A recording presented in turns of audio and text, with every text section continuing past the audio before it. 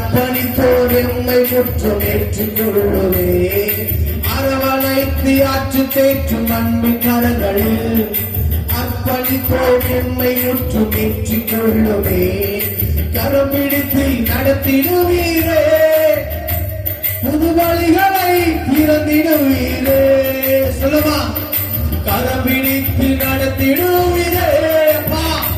புது வழிகளை திறந்திடுவீரே உம்மை துதிக்கிறோம் உம்மை போற்றுகிறோம்